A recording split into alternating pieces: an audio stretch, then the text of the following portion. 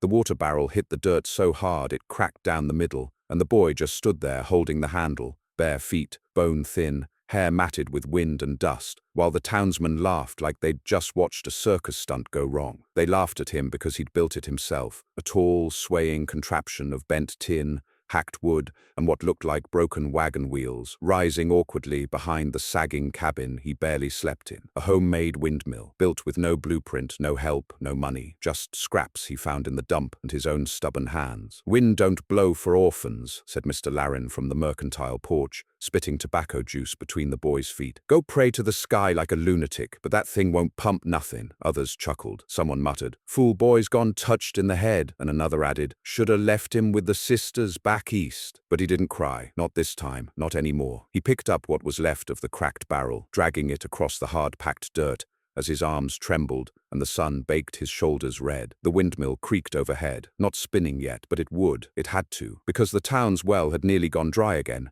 and the ranchers were already lining up at dawn, buckets in hand, fighting for whatever trickled out, because no one would give him water anymore. Not since Ma died, not since Pa disappeared without a body to bury, not since they'd boarded up the little shack and told him to fend for himself. So he worked at night, when the wind cooled, when no one threw rocks, when no one shouted names. He scavenged from dead fences and burned barns, dug a pit so deep behind the house that he coughed up blood, tied tin sheets with horse bridle scraps, shaped gears out of stove parts, lifted the whole cursed thing by himself, using a makeshift pulley lashed between two mesquite trees. And he didn't know if it'd work, but he'd studied the grain mills. He'd watched the way the old ones spun in the wind, how they harnessed motion and used it to pull water from the earth like they were stealing from God. He didn't believe much in God anymore. That night the wind started. Not much, just a breeze, but enough to turn the top blades, creaking like a dying animal, slow and irregular. He tied a rope from the spinning shaft to the pump lever he'd buried in the ground, angled everything just right, then waited. And when the wind picked up just after midnight, long after even the saloon closed, he heard the groan, the slow, rhythmic suck of earth being pulled, and then came the spit. Wet, real. Water gushed from the spout, at first just brown muck, but then clear enough to drink. Cold, pure, clean. He drank straight from the pump with both hands, knees muddy, eyes wet. He had done it. He didn't sleep at all that night. He tied off a trough from the old pig pen to catch the flow, dug channels to redirect overflow, shoveled silt till his fingernails peeled. By morning, the trough was nearly full, and that's when the first rider came. It was Jonah Goodwin from the South Ranch, horse all but dead from thirst, eyes cracked, lips blistered. He didn't say a word, just stared at the full trough like he was seeing a ghost. Then he looked at the boy, looked at the windmill. His mouth opened once, then again, but no sound came out. "Don't worry," the boy said, voice barely audible. "It's real." Jonah dropped to his knees and drank. By noon, the word had spread. They came slow at first, just a few men on mules, pretending they were just passing by. Then 2 women from the church with dry jugs. Then old Clyde from the East Hill, leaning on a stick, asking in a whisper if it was true. By sundown, there were more wagons than he could count. No one said sorry. Not a single one apologized for the weeks he went without bread, the days he was locked out of church, the winter night he'd nearly frozen when they wouldn't let him sleep by the fire. But they lined up, quiet. Some brought coins, some offered eggs, soap, flour. One man offered him a coat, clearly trying to forget he'd once thrown that same coat at the boy's face with a curse. He didn't take any of it. He just pointed to the trough and said, "Take what you need." And he kept working. Because now that the windmill had caught the wind, he had to keep it alive. The shaft needed greasing. The blade arms needed balancing. The channel could clog. The trough overflow. He slept less. Ate even less. Every time he blinked, he saw new problems. Rust, cracks, birds nesting near the gears. But the water kept coming, and that scared some of them. By the 3rd day, Sheriff Parley came around, said there'd been reports that the pump might be illegal, said unnatural wells needed certification, asked where the boy had gotten the plans. The boy didn't answer, just handed the sheriff a tin cup full of water and said nothing. Sheriff drank it, didn't say a word, then left. But others weren't so quiet. The town preacher warned from the pulpit that no child of God could summon water from dust without devil's aid. A widow claimed she saw strange lights over the windmill at night. Someone accused the boy of stealing pressure from the town well, though the nearest pipe was over 6 miles away. Then one morning the blades were gone. He woke to find them hacked off and strewn across the ground. One bent nearly in half, the shaft pulled free of its rig. The trough had gone dry. The pump handle cracked. Someone had used an axe. There were no footprints, just a trail of dry dirt leading back toward town. The boy stood there in silence for a long time. His hands shook, but not from fear. He gathered what was left. rebolted the supports, re-hammered the bent blades, used wire from the chicken coop to reconnect the shaft, worked until his fingers bled. Then he sat, arms wrapped around his knees, and waited for wind. And when it came again, just 2 days later, the pump groaned back to life, slower this time, but alive. This time, he didn't let it stop. He built a second trough, dug a deeper line, reinforced the shaft with iron rods scavenged from a derailed boxcar. He even painted the blades red so they could be seen from town, because if they were going to mock him, they might as well see it working. And it did, even better than before. By the end of the week, more water was flowing from his windmill than the entire town well, and that's when the mayor came, with a proposal and a threat. The mayor didn't knock. He didn't tip his hat or clear his throat or ask if it was a good time to talk. He simply stepped over the low fence, boots crunching against dry grass, his clean black coat standing out like a church bell in a thunderstorm. 2 men walked behind him, both taller than they had any right to be, both with the square-jawed quiet of hired fists. They didn't look at the windmill. They looked at the boy. He'd been bent over the pump valve, elbow deep in mud, trying to flush a blockage of silt from the intake line. The wind was already picking up again. A good day, a pumping day. He didn't pause when they approached. He didn't stand. "You're causing quite a stir," the mayor said, folding his hands in front of him like a funeral preacher. "All this water." The boy glanced up, squinting at the brightness behind the man's head. "Ain't stealing it. No one said you were, but it's attracting attention. More people showing up here than the courthouse sees in a week. Lot of traffic, lot of questions." The boy wiped his hands on his shirt, leaving 2 dark streaks across the faded cotton. He was already taller than most boys his age, but his shoulders hadn't caught up. His arms were still too thin, bones like kindling. "You gonna tell me to stop?" The mayor smiled, the kind of smile that looked gentle until you'd listened to the words behind it. "Course not. We're just worried you're not protected. Out here by yourself. This land, well, some papers are still in question after your parents passed. Boundaries, deeds, understand me. I know where the posts are," the boy said. "I hammered 'em myself." "That may be, but county law's a funny thing. Sometimes what's written on paper matters more than what's hammered into dirt. I'd hate for a dispute to get ugly." "Sounds like a threat." "It's not." The mayor's tone didn't change. "It's an opportunity." He walked slowly toward the windmill, letting his fingers drag along the wooden trough. "There's talk in town. Some say you've tapped a vein of water the rest of us didn't know existed. Some say it's just a miracle. Doesn't matter which. What matters is, this thing of yours, it works. And things that work, well, they deserve a proper place." The boy waited. The wind started to rise again, spinning the blades just enough to make them groan. "We'd like to relocate your pump," the mayor said. "Bring it into town, protect it, manage it proper-like. You'd still get credit, of course. A stipend, food, schooling maybe, and no more folks coming onto your land uninvited." The boy didn't respond. He just stood still, eyes locked on the blades. "I know you've had it hard," the mayor continued. "Lord knows this town ain't been kind to you, but this could be a way back in. You don't have to live like a stray. Let the grown-ups help now." The wind picked up further, and the pump began to hiss, pressure building, then gurgling into motion. The boy walked past the mayor without a word, checked the seal on the pipe, adjusted the line flow. The water began to stream again, clear and steady. "That windmill don't belong to the town," he said, "and I sure don't neither." One of the big men took a step forward, but the mayor raised a hand. "You think this'll last?" the mayor said. "You think the world just lets a child run his own well?" The boy wiped his hands again. "Don't much care what the world lets me do, I've already done it." The mayor looked at him a long moment. Then he gave the faintest nod and turned away. But as he reached the edge of the property, he paused and said one last thing over his shoulder. "You best be careful what happens next. Sometimes success brings more trouble than failure ever did." And then they were gone. By the next morning, someone had driven nails into the intake pipe. He woke to find the water spraying sideways, turning the dirt near the trough into a sticky bog. He spent 2 hours patching it. That night, someone tried to set fire to the wooden shaft housing, but the wind turned before the flame could catch, and all they managed was to blacken a few boards. He didn't report it. To who? The sheriff was half bought. The preacher called him cursed, and the townsfolk just whispered to each other now when they passed him. Some still came for water. Most stopped making eye contact. But he kept fixing, reinforcing, rebuilding. He added a second wind vane to stabilize the blades in stronger gusts, weighted the base with scrap iron so no one could tip it by hand. He even carved symbols into the wood. Not holy ones, just ones he made up himself, not out of belief, but out of defiance. The world wanted to scare him, break him, bury him. He would outlast it. Then came the first dry thunderstorm of the season. A hellish red dusk wind howled through the town,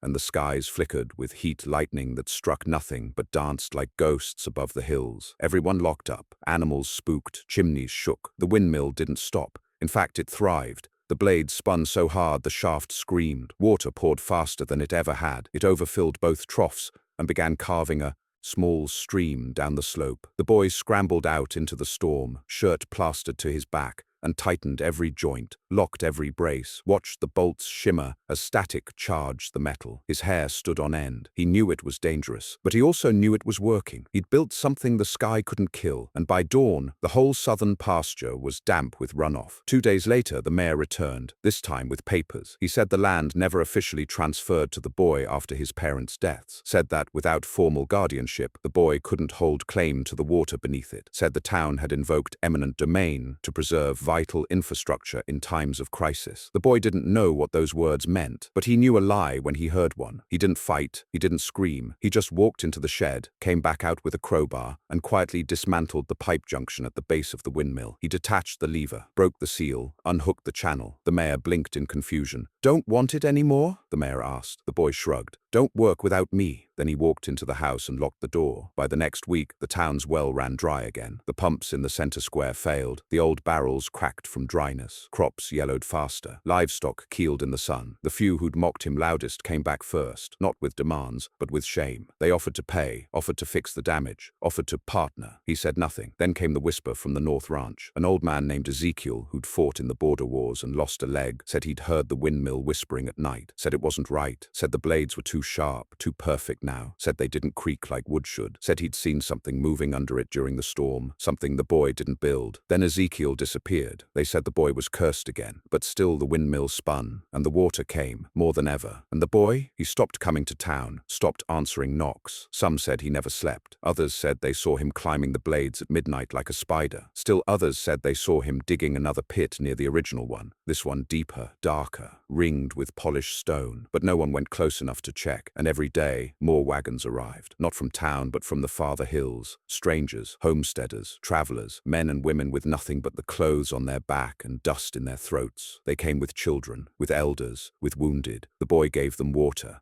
No coin, no talk, just water, and every one of them left something behind. A tool, a boot, a scrap of cloth, a meal. Some stayed, camped on the far edges of the boy's land, helped him dig, helped him build, not out of debt, out of awe, because by now, the windmill wasn't just a machine, it was a monument. And the town hated that more than they hated him. The preacher called it an idol. He stood outside the church with a soaked Bible in one hand and sweat rolling from his collar, shouting about false prophets, wayward children, and how miracles without scripture were works of darkness. He named the windmill Baal's spine, said it turned against the will of heaven, claimed the boy had made a covenant with something deep in the earth, said it was blasphemy, and all who drank from it would find their tongues turn to ash. But he was alone when he said it. The congregation, once eager to nod and echo him, stood farther back now, clutching dry jugs, dusty canteens, limp children. No one interrupted when the wind picked up again that evening. No one failed to notice how the pump beyond the town's edge still ran, while their well produced nothing but cracked mud and the smell of rot. The boy didn't hear the sermon. He was too deep in the pit. It had taken nearly a month, digging when the sun fell low enough to breathe. His hands were wrapped in layers of leather, but the skin beneath still split and peeled. He used a hand crank hoist, fashioned from the spokes of a broken wagon, loading buckets of dirt and stone up a rope pulley and dragging them across the slope where a new wall of sediment rose higher each week. He didn't know how deep he needed to go, just that it wasn't done. The windmill ran almost constantly now. The new blades, forged from scrap siding and roof tin, spun even in light breeze. He had reinforced the pump shaft twice over, buried the feed pipe in a gravel channel to keep it clean, and enclosed the whole base in a wooden cage so no one could touch it without a key. It groaned and clattered when it ran, but the noise was music to the boy now. Every churn meant water, every drip meant life. Still, something wasn't right, because even with the upgrades, even with the new flow channel, even with the help from the travelers who now called his land home, the water was shifting, slower at dawn, too fast at dusk, warmer too, unnaturally so. And once, late at night, when he held his hand under the pump spout, he swore the water came out glowing. He blinked, and it was gone. Just moonlight, he told himself. But that night, he sat by the trough and watched the windmill turn against the wind. No one believed him. When he told the old woman who had helped him sand the gears, she smiled kindly and said, "You're tired." When he mentioned it to the boy with the broken arm, who slept in the shed, He nodded slowly, eyes wide with fear, but too afraid to say what he really thought. Only the girl spoke. She couldn't have been older than 12. She didn't speak often, hadn't spoken at all for the first 2 weeks she and her father had stayed. But now she stood beside him near the trough and whispered, "It wants to go deeper." He turned slowly. "What? The thing under it?" she said. "Now the wheel turns because something pulls it. Not just wind, something down there. It wants more." He didn't ask how she knew. He just looked down at his mud-stained hands and thought about the dreams, the ones he hadn't told anyone about, the ones where he stood on the windmill platform in the middle of a thunderstorm, and the blades turned without wind, and below him the earth opened like a breathing mouth. He thought about Ma, and how in the last weeks before the fever took her, she had muttered things in her sleep about what waits beneath the stone. He'd thought she was delirious. Now he wasn't sure. The next morning he dug deeper. Meanwhile, the town was dying. No more water meant no more cattle. The butchers were closed, the grocers were empty, salt crusts caked the mouths of animals left too long in the heat. Children cried without tears, and every time they passed the road that wound toward the orphan boys' land, they saw the blades spinning, bright red against a blue sky, casting long shadows across the field, groaning like a church bell made of rust. They stopped mocking it. Now they feared it. The mayor returned, but not with papers. This time he brought a company man, slick suit, bowler hat, round glasses, a voice like he was always reading a legal clause out loud. He introduced himself as Mr. Quill and said he represented interests concerned with hydraulic innovation and regional resource management. He offered the boy a check, a real one, with more zeros than the boy had ever seen. He didn't take it. He didn't even look at it. Quill blinked. "I don't think you understand. This is a business transaction, not a handout. You've built something with measurable utility, and my employers—" "It's mine," the boy said. "Built it with my own hands." "Yes, and now it can be more. We can scale it, refine it, bring in engineers. We'll make sure it runs better than ever, and you'll be rich." "Not interested." Quill removed his glasses and cleaned them slowly. "Water is not a private right. You have something everyone needs. If you hoard it, you invite conflict." The boy finally looked up.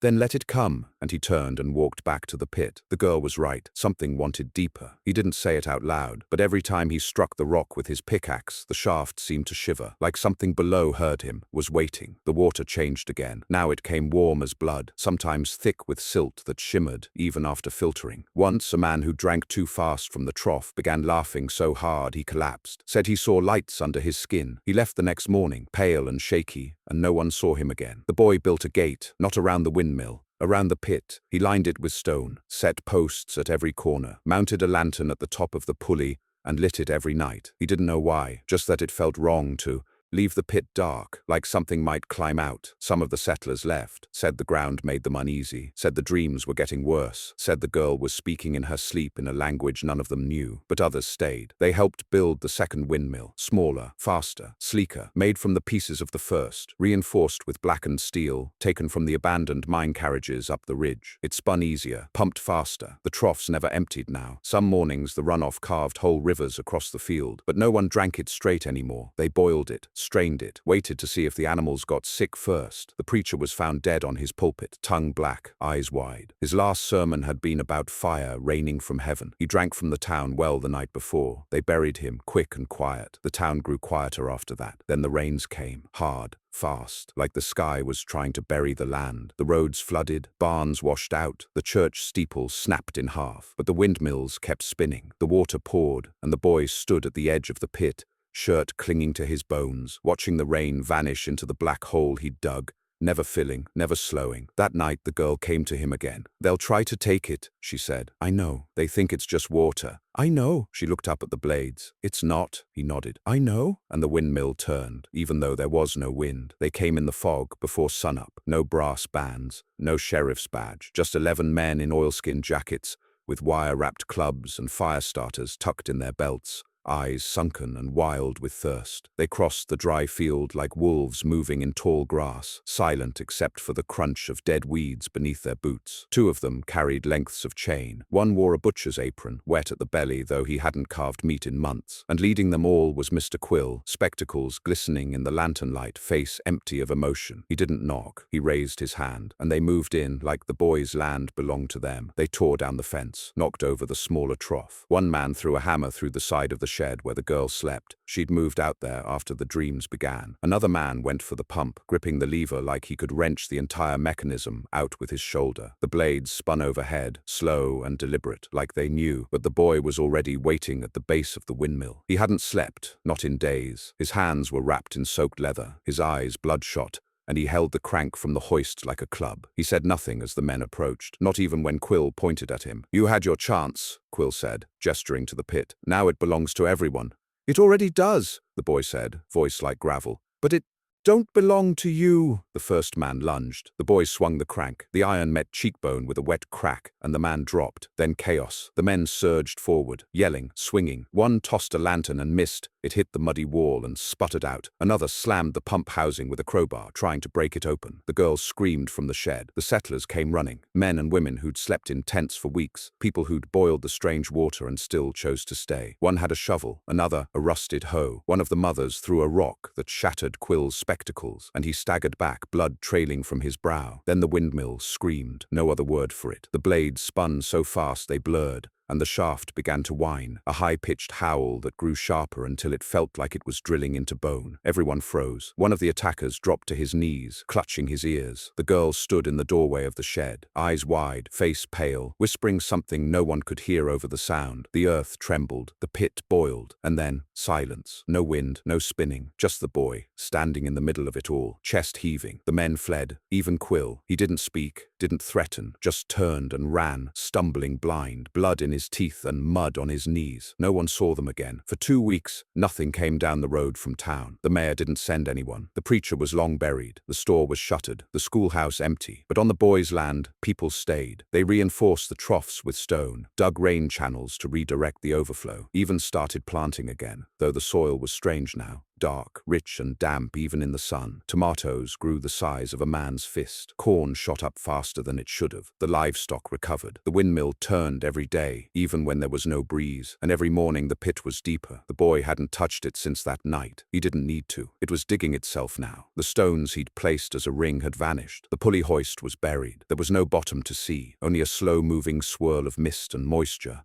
like the wellspring of a fever dream. The girl kept watch over it. She no longer spoke. She'd gone quiet again, eyes tracking the pit like it whispered to her. The settlers built a small fence around it, just enough to keep animals from falling in. But the animals avoided it anyway, even the coyotes. Then, one evening, the rain returned. Only this time, it didn't fall. It rose from the pit, a fine mist at first, then a thick fog, then water, real water, cool and clean, pouring upward like the earth had reversed its own rules. The settlers gathered in silence. The boy approached with a bucket and caught some. It was clearer than anything they'd ever pumped. No warmth, no shimmer, just purity, cold enough to sting the skin. He held it up to the girl. She shook her head. So he drank, and it was like drinking the sky. No more hunger, no more shaking, no more fatigue in his muscles. His hands stopped bleeding. The ache in his spine vanished. The weight of his chest, that dull grief he'd carried since Ma coughed her last breath, seemed to lift, if only for a moment. He said nothing, just sat down on the edge of the pit and waited for the sun to rise. 3 days later, the army came. Not soldiers, not the kind with flags and drums, but wagons, big ones, covered in iron plating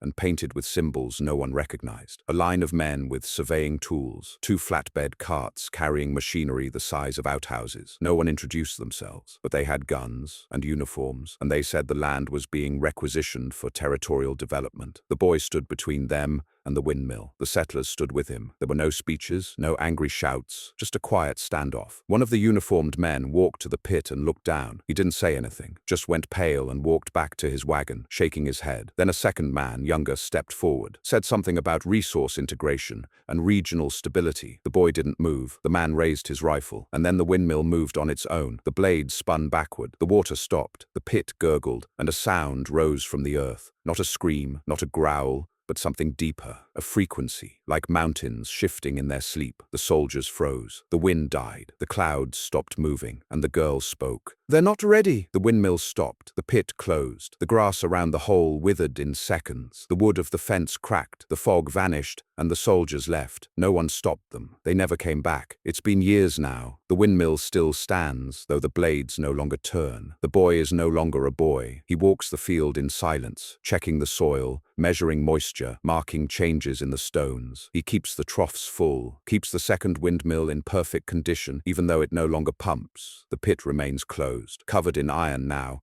sealed with bolts. No settler dares loosen. No one tries to touch it, not after what happened to the man who did. He hadn't been from town, just a wanderer, thought he could pry the lid open, thought he could peek inside, thought the stories were just dust-blown legend. He screamed for 9 hours before the sound stopped. They buried what was left in a box no bigger than a sack of oats. No one questioned it. The boy built a third windmill, smaller than the others, more precise. It doesn't spin fast, but it doesn't need to. It draws just enough for the fields, just enough for the people who live here now. Folks who came after the town dried up and faded, after the roads cracked, after the stores emptied and the maps were redrawn. They don't ask what powers it. They just drink and live and thank the wind. And every so often, when the breeze picks up just right, you can hear the original windmill creak once, like a warning or a prayer. And deep in the earth, the pit waits, quiet but never asleep.